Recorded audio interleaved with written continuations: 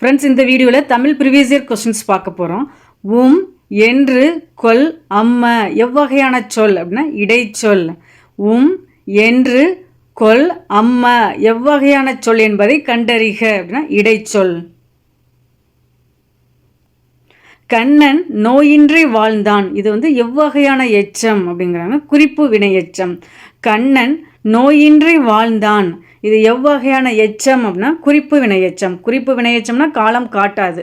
இதே காலம் காட்டுனா நமக்கு தெரிநிலை வினையெச்சம் வரும். இந்த நம்ம வார்த்தைகளே தெரியுது, கண்ணன் நோயின்றி வாழ்ந்தான் அப்படின்னா இது குறிப்பு வினையெச்சம். பண்ணொடு தமிழொப்பா என தொடங்கும் பாடல் இடம்பெறும் நூல் தேவாரம் அப்படிங்க. பண்ணொடு தமிழொப்பா என தொடங்கும் பாடல் இடம்பெறும் நூல் தேவாரம். தேவாரம்னா அப்பர், அதான் திருநாவுக்கரசர், திருஞான சம்பந்தர், சுந்தரர் அவங்க பாடிய பாடல்களின் தொகுப்பு தான் தேவாரம் அப்படின்னு குறிப்பிடுவாங்க.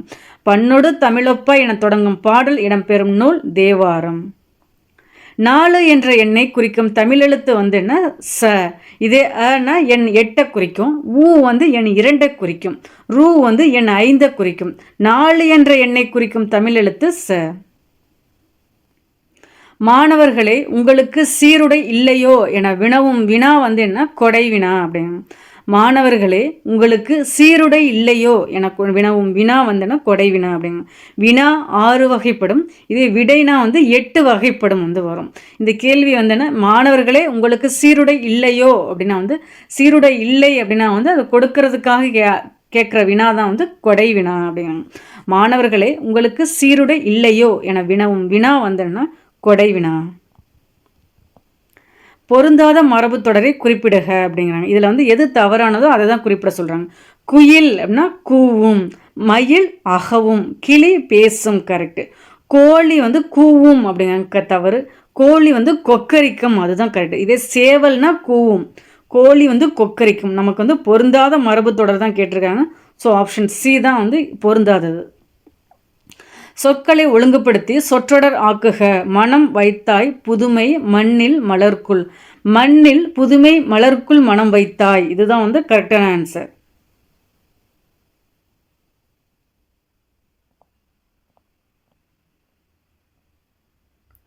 திருவாசகத்தில் இடம்பெற்ற பாடல்களின் எண்ணிக்கை அப்படிங்க. மாணிக்க வாசகர் அவரோட நூல் தான் திருவாசகம். இதில் எத்தனை பாடல்கள் இருக்குது அப்படின்னா 658 பாடல்கள் இருக்குது. 8ஆம் திருமுறையாக யாருடைய பாடல்கள் இருக்கும் அப்படின்னா மாணிக்க வாசகர் அவருடைய பாடல்கள் இருக்கும். அது திருவாசகம். அதில் உள்ள பாடல்களின் எண்ணிக்கை தான் நமக்கு கேள்வி. 658. சொல்லிசை அளபடை தேர்வு செய்க. தளி ஈ அப்படின்னா சொல்லிசை அளபடை தான் கரெக்டு. இது உண்பதும் வந்திருக்குல்ல, அது இன்னிசை அளபடைக்கான எடுத்துக்காட்டு. பெராவிடின் இது என்ன செய்யிலிசை அளபடை, அப்படி இல்லைன்னா அது இசை நிறை அளபடைக்கான எடுத்துக்காட்டு தான் ஆப்ஷன் பி. ஸோ கரெக்டானது ஆன்சர் நம்ம கேட்டிருக்கிறது சொல்லிசை அளபடை. ஸோ தளியி அதுதான் ஆன்சர். சி ஆப்ஷன் தான் கரெக்டு. சொல்லிசை அளபடைக்கு அளபடையை 2 வகைப்படும். ஒன்று உயிரளபடை, ஒற்றளபடை. அந்த உயிரளபடையில் 3 வகை இருக்குது. செய்யிலிசை அளபடை, இன்னிசை அளபடை, சொல்லிசை அளபடை அப்படின்னு. அடுத்து ஒரு பிரித்தெழுதுக. வெவ்விருப்பாணி அப்படின்னா வெம்மை கூட்டல் இரும்பு கூட்டல் ஆணி தான் வெவ்விருப்பாணி அப்படின்னு. வெவ்விருப்பாணி எப்படி பிரிக்கிறாங்க? வெம்மை கூட்டல் இரும்பு கூட்டல் ஆணி தான் வெவ்விருப்பாணி. பொருந்தாத இணையை கண்டறிக அப்படிங்கிறாங்க. பொருந்தாதது ஆப்ஷன் ஏ தான் பொருந்தாதது. பையுள் அப்படின்னா இன்பம் அப்படின்னு கொடுத்துருக்காங்க, தவறு. துன்பம் வரும். ஸோ அதான் தவறு. பணவன்னா அந்தணன், அழ்குனா இரவு, விபுதர் புலவர், இது 3மே கரெக்டு. நமக்கு பொருந்தாதது பையுள். பையுள் அப்படின்னா துன்பம் வரணும். நமக்கு ஆன்சர் இன்பம் அப்படின்னு கொடுத்துருக்காங்க. அதோட இதையும் ரீட் பண்ணிக்கோங்க, ஏன்னா இனிமேல் வரப்போகிற இதில் கேட்கலாம். பையுள் அப்படின்னா துன்பம், பணவன்னா அந்தணன், விபுதர் அப்படின்னா புலவர், அல்கு அப்படின்னா இரவு. ஸோ இதில் இன்பம்னு கொடுத்துருக்கிறதுனால பொருந்தாத இணையை ஏ ஆப்ஷன் தான். பிரித்தெழுதுக. நன்கணியர் அப்படின்னா நன்கு கூட்டல் அணியர் தான் நன்கணியர். நன்கணியரை எப்படி பிரிப்பாங்க? நன்கு கூட்டல் அணியர். பொறுத்துக. வைதருப்பம் அப்படின்னா ஆசுக்கவி தான் வைதருப்பம். கௌடம் அப்படின்னா மதுரக்கவி. பாஞ்சாலம் அப்படின்னா சித்திரக்கவி தான் பாஞ்சாலம். இதே மாகதம் அப்படின்னா வித்தாரக்கவி அப்படின்னு.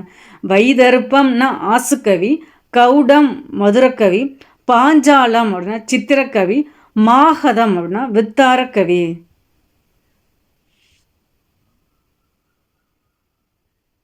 விளம்பி என்பது டேஸ் பெயர் அப்படின்னா ஊர் பெயர். விளம்பி நாகனார், நான்மணிக்கடிகையோட ஆசிரியர் வந்து விளம்பி நாகனார். அதில் அந்த விளம்பி அப்படிங்கிறது வந்து என்ன அப்படிங்கிறது நமக்கு கேள்வி. அந்த விளம்பி அப்படிங்கிறது ஊர் பெயர். அற்புத பல ஆவணம் காட்டி அடியான் எண்ணே ஆளது கொன் என்று பாடியவர் யார் அப்படின்னா வந்து சுந்தரர் அப்படின்னு. அற்புத பல ஆவணம் காட்டி அடியான் எண்ணே ஆளது கொன் இந்த பாடலை பாடியவர் யார் அப்படின்னா வந்து சுந்தரர். சங்க நூல்களுக்கு பின் தோன்றிய நூல்களின் தொகுப்பு வந்து 14 கீழ்கணக்கு. இதே சங்க நூல்கள் அப்படின்னா 14 மேற்கணக்கு வரும். அதான் 8 தொகை 10 பாடலாம். நம்ம கேள்வி என்ன, சங்க நூல்களுக்கு பின் தோன்றிய நூல்களின் தொகுப்பு அப்படின்னா 14 கீழ்கணக்கு தான் வரும். 14 கீழ்கணக்கு நூல்கள் எல்லாமே அறநூல்களாக இருக்கும், எல்லாம் வெண்பாக்களால் ஆனதாக இருக்கும். இதே 14 மேற்கணக்கு நூல்கள் வந்துன்னா ஆசிரிய பாவலானது. அதையும் ரீகால் பண்ணிக்கோங்க. பொருந்தாத இணையை கண்டறிக. சிறு பஞ்ச மூலம் காரியாசன், ஞானரதம் பாரதியார், எழுத்து சிசு செல்லப்பா, குயில் பாட்டு வந்து கண்ணதாசன் குறிப்பிட்டிருக்காங்க. அதான் பொருந்தாத இணை. ஏன்னா குயில் பாட்டோட ஆசிரியர் வந்து பாரதியார் தான் வருவாங்க. சிறுபஞ்ச மூலம் காரியாசன், ஞானரதம் பாரதியார், எழுத்து சிசு செல்லப்பா, குயில் பாட்டு வந்து பாரதியார் வரணும். ஆனால் கண்ணதாசன் கொடுத்துருக்கனால ஆப்ஷன் டி தான் பொருந்தாதது. ஒரே கேள்வி 2 தடவை கேட்டிருக்காங்க பாருங்க. பண்ணொடு தமிழொப்பா என பாடல் இடம்பெற்ற நூல் வந்து எது அப்படின்னா வந்து தேவாரம். 1000 யானைகளை போரில் கொன்ற வீரனை புகழ்ந்து பாடும் இலக்கியம் தான் வந்து பரணி அப்படின்னு சொல்லுவாங்க. 1000 யானைகளை போரில் கொன்ற வீரனை புகழ்ந்து பாடும் இலக்கியம் தான் வந்து பரணி அப்படின்னாங்க. பரணி வந்துன்னா அதிலே முதலாவது பரணினா கலிங்கத்து பரணி, அதன் ஆசிரியர் வந்து ஜெயங்கொண்டார் வருவாங்க. 1000 யானைகளை போரில் கொன்ற வீரனை புகழ்ந்து பாடும் இலக்கியம் வந்து பரணி. கிறிஸ்தவ கம்பர் என புகழப்படுபவர் யாருன்னா H.A. கிருட்டிணப்பிள்ளை. ரட்சணிய யாத்ரீகத்தின் ஆசிரியர் தான் H.A. கிருட்டிணப்பிள்ளை. இவரை தான் வந்துன்னா கிறிஸ்தவ கம்பர் என புகழப்பெறுபவர். நற்றிணையை தொகுப்பித்தவர் யார் அப்படின்னா பன்னாடு தந்த மாறன் வழுதி. நற்றிணை அப்படின்னா 8 தொகை நூல்களில் ஒன்று தான் நற்றிணை. 8 தொகையில் முதலாவதாக வைத்து எண்ணப்படும் நூல் எது அப்படிங்கிற கேள்வியிற்கு நற்றிணை. இதை தொகுப்பித்தவர் வந்து பன்னாடு தந்த மாறன் வழுதி. இதன் அடிவரையறை வந்து 9 to 12. திருக்குறளில் எத்தனை அதிகாரம் உள்ளது அப்படின்னா இது ரொம்ப ஈஸி தான். 133 அதிகாரங்கள். ஏன்னா இது மாதிரியான கேள்விகளும் வந்து இடம்பெறும். நல்லா பார்த்துங்க, ரொம்ப ஈஸியான கேள்விகளும் இருக்கும். 133 அதிகாரங்கள். அந்த அதிகாரத்துக்கு 10 பாடல்கள் வீதம் 1330 குறட்பாக்கள் வந்து இடம்பெறும். 14 கீழ்கணக்கு நூல்கள் ஒன்று தான் வந்து திருக்குறள்.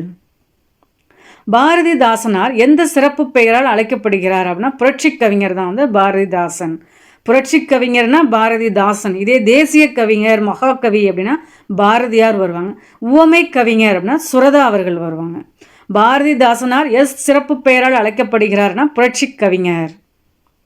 உரையிடையிட்ட பாட்டுடை செய்யுள் என வழங்கப்படும் காப்பியம் வந்து எதுன்னா சிலப்பதிகாரம்.